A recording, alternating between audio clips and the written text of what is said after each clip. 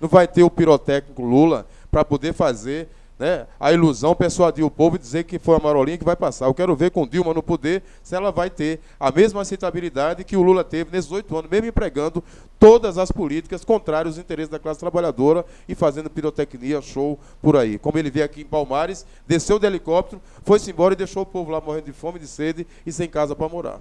Mônica Mel, do canal Mais, na Cabo Mais. Pode falar, Mônica. Pois é, candidato. Como o professor Raimundo Campos já havia citado, que o seu discurso é muito parecido com o discurso petista.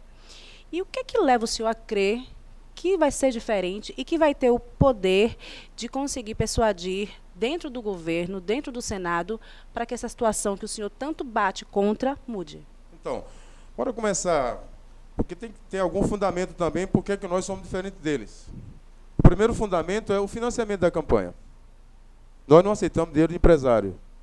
Isso é um princípio, não é um radicalismo. É um princípio, tranquilo. Não quero dinheiro de empresário. Por quê? Dinheiro de empresário pressupõe que eu vou ter que devolver. A gente dá aula, né? Estou com 25 anos de profissão, eu digo para os meninos, né? Eles dizem, doido, atira a perna, mas não rasga dinheiro. Não rasga.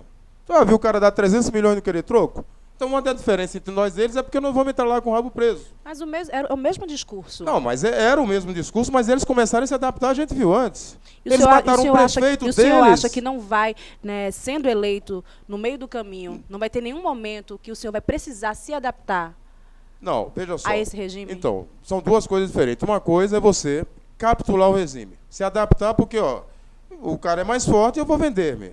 Isso é uma opção. A outra coisa é, se a gente tivesse, o Zé Maria, nosso candidato a presidente, ganhasse as eleições, como é que seria o relacionamento dele com o Congresso? A gente também está dizendo que é necessário desmistificar o discurso de que o presidente vai ter que fazer barganha lá no Congresso para poder aprovar seus projetos. Barganha aqui, entenda, se dá terreno, comprar o deputado. Nós vamos chamar o povo para pressionar o Congresso. É uma relação diferente. Então, por isso que a gente acredita que é muito mais difícil agora. Cabe a nós mesmos, enquanto entes partidários, fazer a política de educação interna, e nós temos esse tipo de política. A partir do momento que um companheiro nosso entra no sindicato e começa a se burocratizar, a gente chama o camarada e aí vamos conversar. Burocratizar o quê? Começa a usar o carro do sindicato, começa a usar o dinheiro do sindicato, se adapta com a diária, então o cara começa a se adaptar no sindicato. A CUT, o PT mudou e a CUT também, em passos graduais, voluntariamente, não foi pressão da burguesia. A CUT fez acordo com o Fernando Henrique Cardoso nas câmaras setoriais, com o Vicentinho. Então a CUT não é surpresa que a CUT agora, porque Lula assumiu, ela está defendendo um governo, quer dizer, uma concepção de conciliação de classe entre o trabalho e o capital. Não é verdade só porque quando o Lula assume, ela fica mais evidente que ela virou uma central pelega, evidenciou-se muito mais. Mas antes ele já tinha opção, ou seja, a opção política do PT deixar de ser PT, PT de trabalhadores, foi deles. O grupo do Lula, o PT, todo mundo sabe, a sociedade sabe, era composto de frentes políticas, inclusive nosso partido, que não era o PSTU, era a CS, é a Corrente Socialista, tá certo? Fazia parte também como frente. E o governo Lula, a articulação, que é a turma do Lula, sempre, desde aquela época, era majoritário dentro do partido. Candidato. E foi crescendo, chegando aí no mensalão do Zé Disseu, do Zé Genuíno, e deu nisso tudo. A gente não vai acontecer com isso. O Zé Maria foi preso com Lula. Candidato. Por que é que até hoje ele não mudou de partido? Candidato, o partido, eu digo aqui, é das posições políticas e defender a classe trabalhadora. A gente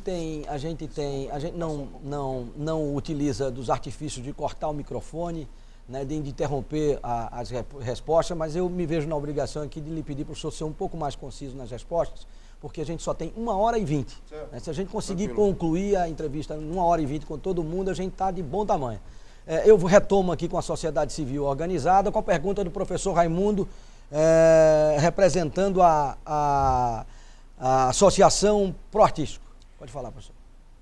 Eu queria fazer uma pergunta em cima da sua fala. Primeiro, quero parabenizá-lo pela lucidez e sensibilidade dos problemas que o Brasil passa hoje. Eu concordo na maior parte das suas colocações sobre a conjuntura. O que eu discordo do senhor, e o senhor me permite sair, nós vamos discordar sempre enquanto o Brasil for democrático, que eu não acredito que o Brasil continue democrático do jeito que está indo. Minha decepção é essa. É que É uma questão puramente ideológica, porque o senhor pretende expor a conjuntura e diz que são os trabalhadores que estão descontentes. Eu não sei se os trabalhadores estão descontentes, mas eu acredito que os brasileiros estão muito descontentes. Então aí o senhor já, na sua pregação, o senhor já causa um divórcio entre a sociedade brasileira, burguesa, que eu faço parte da elite, graças a Deus, como o senhor também faz parte da elite, que o senhor se considera um dos melhores, estou vendo que o senhor está bem aparelhado para argumentar. Então o senhor faz parte da elite. O senhor possivelmente é um homem considerado rico pelos padrões de classificação econômica, porque pobre, o senhor sabe muito bem que é só quem ganha menos de R$ 400. Quem ganha 3 salários mínimos, 1.100 e pouco, já é classe média. Mas o senhor fez uma observação aí que eu gostaria de saber se o senhor poderia me explicar. O senhor disse que eles mataram um prefeito deles. Quem foi esse prefeito? Quem matou? O Celso Daniel, prefeito de uma cidade importante, ele ia ser da campanha do Lula, o tesoureiro, e todo mundo viu. Com um problema lá da vigilância, do lixo, enfim, problemas de disputa de dinheiro entre eles. Interna, dentro do partido. É o Celso Daniel, todo mundo viu isso. E ficou um negócio meio mal explicado. Por exemplo, hoje você tem aqui a Qualis, eu tive lá. O ano passado teve uma greve dos garis. E a polícia de Eduardo chegou lá, que é o Pacto pela Vida, atirando. Ainda bem que não pegou nenhuma bala em mim, mas eu vi lá, as balas de borracha, elas ferem muito. Então a Qualis, para minha surpresa, é as informações dos garis. É de alguém ligado ao PT de São Paulo. Quer dizer, eles chegaram até nesse nível de misturar-se com o Estado. Quer dizer, o companheiro Chico de Oliveira, que é um dos mais representantes do Estado de Pernambuco na academia, professor da USP, aposentado, diz que após o acesso do PT e do Lula, surge uma nova classe.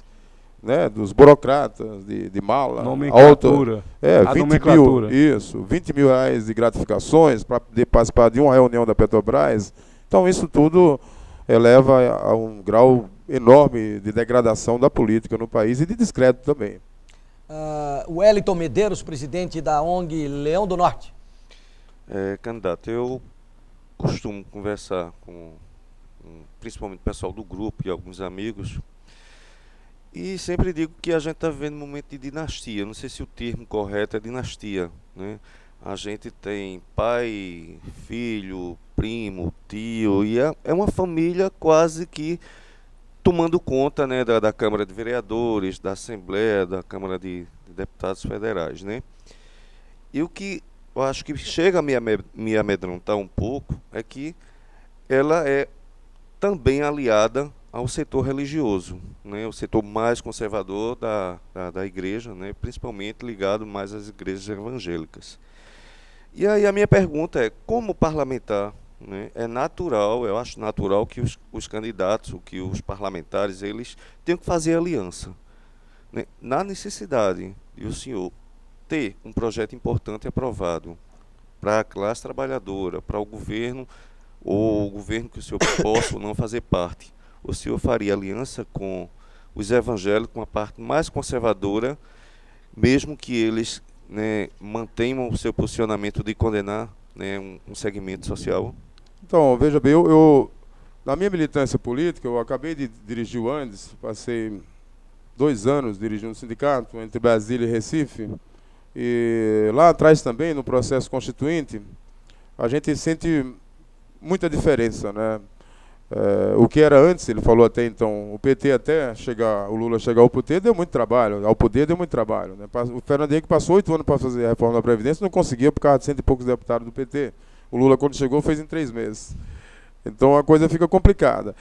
Então veja bem, eu já vivi vários momentos do Congresso Nacional em que nós tivemos que entrar no Congresso Nacional com a plataforma de considerar que todo deputado ali era um deputado. Ou seja, ações suprapartidárias. Eu, como militante do movimento docente, como deu exemplo do PLP 549, que está lá no Congresso, esperando só as eleições passarem para poder eles aprovarem e congelar o salário dos servidores públicos até o 2019. Então, não há nenhum problema que um senador do PSTU faça qualquer discussão com qualquer bancada, desde que o projeto, o qual eu esteja imbuído de apresentar e de aprovar lá no Congresso, tenha interesse popular. Naturalmente, eu convenceria os religiosos, a bancada pior que tem lá, que eu acho que é a ruralista, que acabou de detonar com o Código Florestal Brasileiro. Então não tem nenhum problema de trabalhar com qualquer segmento da sociedade. A partir do momento que você se elege senador, você está pronto ali para receber toda a sociedade, sem discriminar quem quer que seja. Agora, nós temos uma posição política, como eu estava dizendo, é muito ruim hoje chegar no Congresso e procurar um deputado e não ter um deputado para lhe dar acesso, para lhe dar uma guarida, abrir um salão lá no Congresso e apoiar, assinar um documento em defesa dos homossexuais, em defesa dos deficientes físicos, de qualquer coisa. Porque eles estão tudo vendidos. Estão tudo em torno de um projeto de que o Brasil vai crescer, que está crescendo, e só quem cresce são os ricos. Né? Só para dar um exemplo.